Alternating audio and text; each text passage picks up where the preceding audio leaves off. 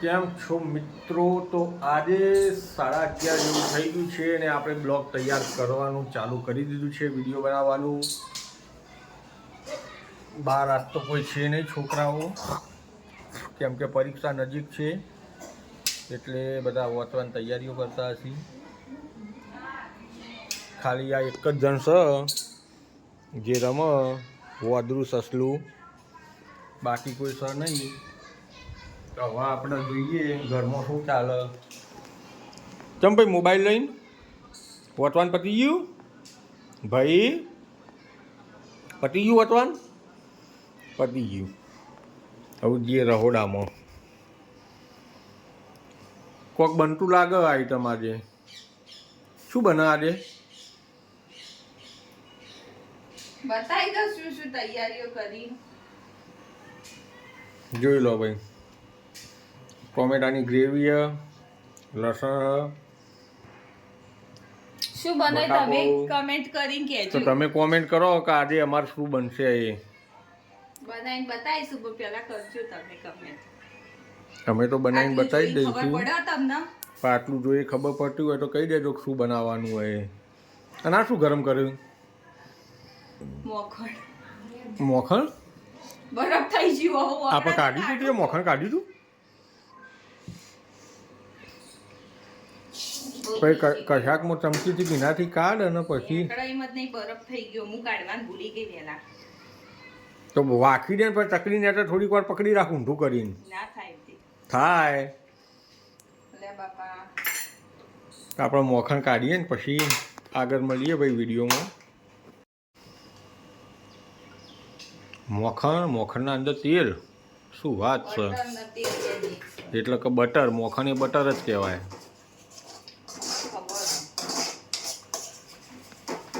ગરમ થાય.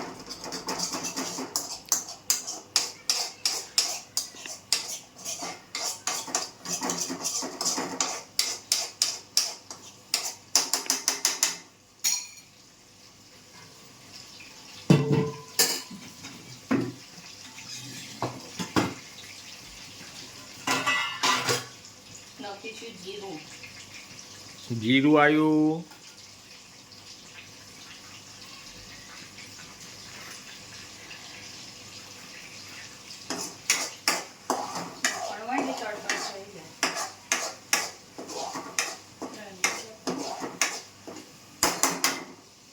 તેલ ગરમ નહીં થયું લાગતું હજી કે થઈ ગયું? એ તો મોખણ હોય ને એટલે આવું જ રહે. આ હિંગ. આ ડુંગળીની ગ્રેવી કરેલી. 3 ડુંગળીની ગ્રેવી છે ભાઈ.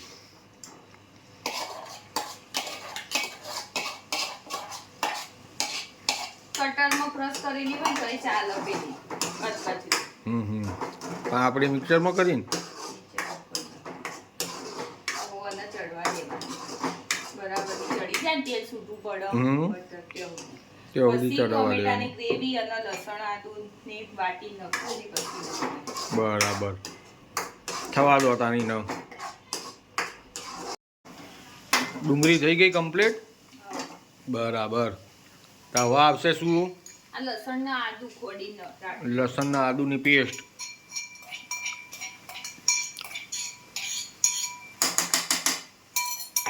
હવે એને થોડું થવા દઈએ ડુંગળી અંગાત. પછી ટોમેટા ગ્રેવી કરીને મૂકીએ ને. બરાબર. એ નાખીએ. પછી મસાલા કરીશું.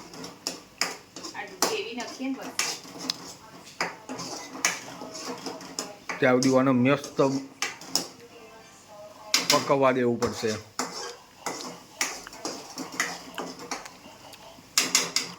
આદુની લસણની પેસ્ટનો. હવે નાખીએ ટોમેટાની ગ્રેવી.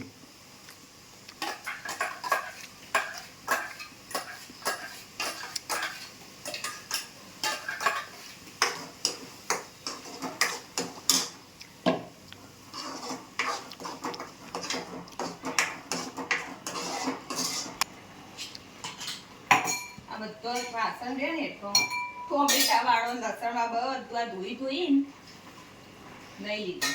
હું પોણી પછી વેડીશું અંદર. હવે દઈએ. કરી દો મસાલા હેડો બધા. પહેલા નાખીએ આટલી હળદર, હળદર, મરચું મરચું, વધારે નાખીશું. લીલું મરચું નહીં નાખ્યું કારણ કે કલર કરવાનો બનાવી. બરાબર. ગરમ મસાલો. અને ગાજર ના બીટ નાખીએ ને એનો કલર મસ્ત બને. પણ ઘરમાં પડી તું વસ્તુ યુઝ કરીએ. સ્વાદ અનુસાર મીઠું.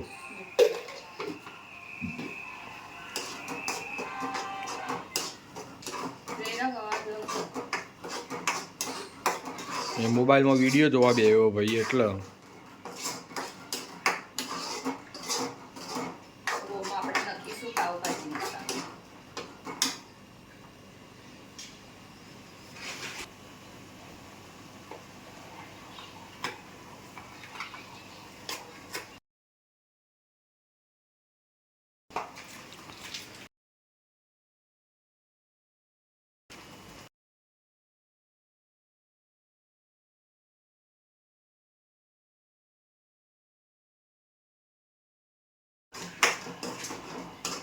મસાલા અંગા ચડવા દઈએ. બરાબર. શાકભાજી બધું બાફીને રાખ્યું હતું ને બરાબર.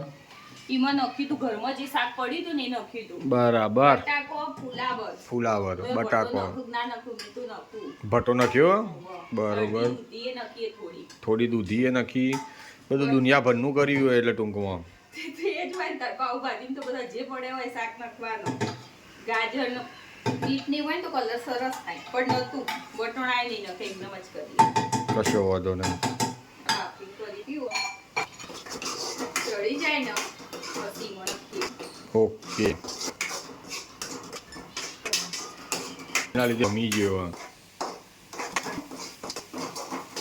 ઓ ભાઈ ગજબની.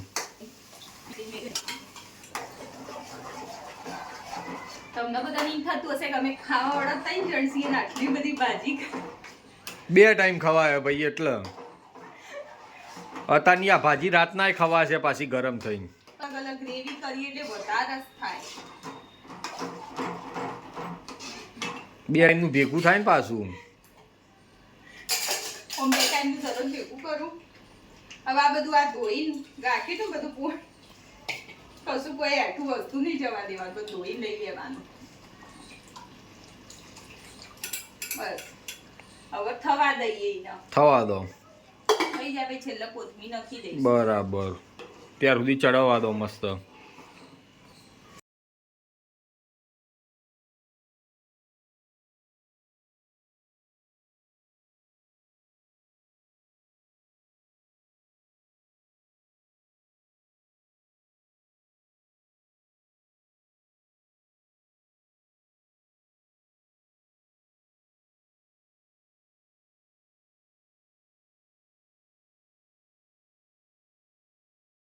ફાઇનલી ભાઈ તૈયાર થઈ ગઈ છે આઈટમ જે તમને બતાવી રહ્યા હતા.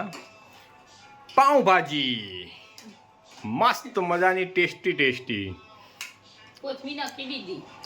હા તે નક્કી દેવાની હતી કારણ વાર જોવાની હતી મારી. અસહ પાછી જોઈ લો ભાઈ. જો બીટના ગાજર વગેરે કલર આવ્યો મસ્ત. સર હોટલની દુકાનની હોય એવી બનાવનાર બીજલબેન નાયક પોતે.